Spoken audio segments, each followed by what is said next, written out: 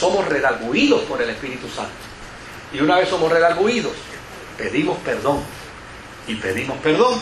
¿Y el Señor qué hace? Nos perdona. Y nos levantamos y nos restauramos. Pero estos individuos no. Estos individuos habían llegado a tal punto que esta carta que el escritor le está diciendo, mire, acuérdense de lo que Dios hizo en el Antiguo Testamento. ¿Sabe cuál era la respuesta de Dios? ¿Cuál Dios? El Dios del Antiguo Testamento, ese Dios no es Dios. ¿Cuál Cristo? El que murió en la cruz. Ese no es Cristo. Ay, ¿qué vamos a llegar ahora? En el siglo primero de la era cristiana, ¿ustedes se acuerdan que dijimos en varias semanas atrás que los gnósticos eran unos especuladores, ¿verdad? Se pasaban especulando y buscándole la quinta pata al gato, y si le encontraban la quinta, buscaban la sexta, pero ellos siempre seguían buscando y buscando y buscando. Estos especuladores gnósticos llegaron a una doctrina que le llamaban la doctrina de los eones. Eones. Nadie vaya a malinterpretar y vaya a decir que sea Gedeones. Esos son hermanos nuestros, ¿verdad? Esta doctrina, la doctrina de los eones, es bien fácil de entender. Usted llega a un río, ¿verdad? A un lugar de agua estancada y tira una piedra. Y cuando usted tira la piedra al agua, ¿qué sucede? Se forma una onda, ¿no? Un círculo, una onda expansiva, ¿verdad? Entonces, usted la sigue mirando y se forman muchas ondas, muchas ondas, muchas ondas, muchas ondas, hasta que llega una, que es la más grande. Pues ellos decían que el verdadero Dios es desconocido. Que el Dios de Israel fue la última onda, el último eón del verdadero Dios. Y usted sabe que cuando se tira una piedra en el agua, la última onda es la que menos fuerza tiene. Porque ellos decían que el Dios de Israel era el Dios que menos fuerza tenía, el Dios que menos autoridad tenía, el Dios que llana y sencillamente tenía muy poco conocimiento del verdadero Dios. Hasta ahí habían llegado los gnósticos. Y ellos decían que el Dios de Israel le tocó el peor de los trabajos: crear el mundo. El mundo es materia, la materia es mala. Y si la materia es mala, ¿qué fue lo que hizo el Dios de Israel? Crear la materia. Pues entonces no puede ser un Dios importante. Por eso es que el autor de la carta dice: estos no creen en ¿quién? En Dios. No creen en Dios. Entonces, imagínense, si ese Dios que creó el mundo es el peor de los dioses, pues ese Dios tuvo un hijo que lo hizo ¿qué? Lo hizo materia. Por lo tanto, si lo hizo materia, eso es lo peor de lo peor. Por lo tanto, estos gnósticos, que se conocían como los ofitas, ofitas se deriva de la palabra griega ophis, que significa serpiente. Estos gnósticos decían que el Antiguo Testamento lo que recoge son las acciones de un Dios hostil al verdadero Dios.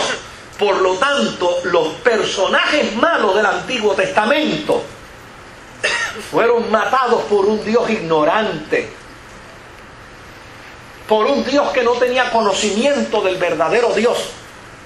Y a fin de cuentas, estos gnósticos, ¿sabe a qué punto llegaban? A decir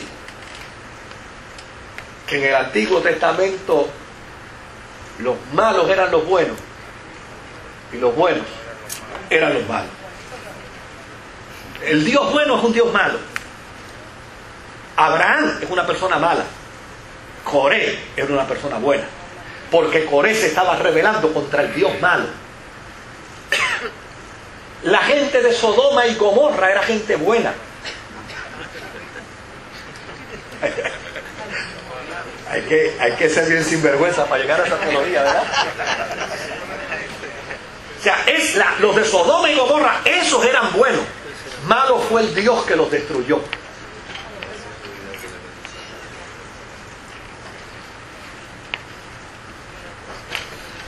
Usted nunca había oído de una herejía tan grande, ¿verdad?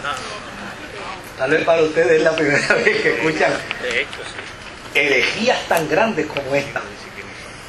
¿Se da cuenta por qué el autor de la carta, mire, dio el saludo por cortesía, pero pronto vamos a caerle encima a estos sinvergüenzas rápidos, esta gente son perversos de verdad? Así que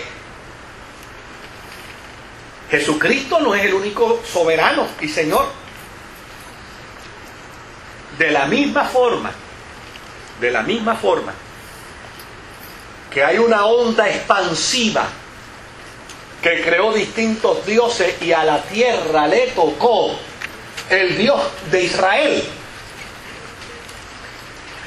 Fíjese lo que estos gnósticos decían.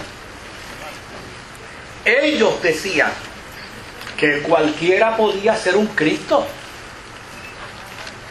Inclusive cualquier mortal podía convertirse en un Cristo para otros planetas.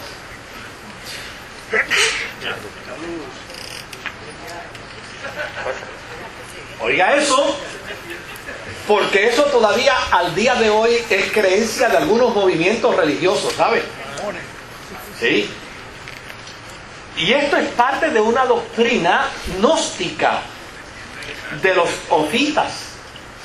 Ellos eran los que decían que cualquiera podía llegar al nivel de Cristo e inclusive sobrepasar el nivel de Cristo.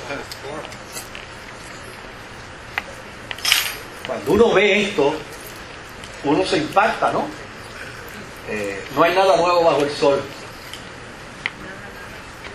Es el reciclaje de los pensamientos de la gente. Claro, estos amigos gnósticos o fitas dividían la iglesia como todos los gnósticos. Ellos decían que estaban los neumatokoi, es decir, las personas espirituales de alta escala, y decían que estaban también los psijokoi, que son los cristianos ordinarios, sin desarrollar el intelecto, vulgares, que ya sencillamente están como males dentro de la iglesia, pero no resuelven nada. Así es que ellos dividían la iglesia del Señor. Desde luego, la doctrina de los ángeles es una doctrina judía, sobre todo de los fariseos. Los fariseos fueron los que crearon la doctrina de los ángeles.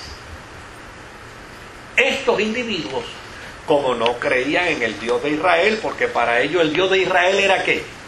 Era un Dios hostil. Pues ya y sencillamente decían, ¿qué ángeles puede tener ese Dios hostil? Por lo tanto, para ellos los ángeles eran despreciables e inferiores.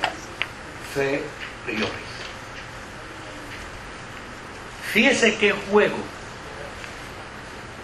histórico, cuando uno empieza a ver el contexto histórico dentro de esta carta, uno empieza a descubrir.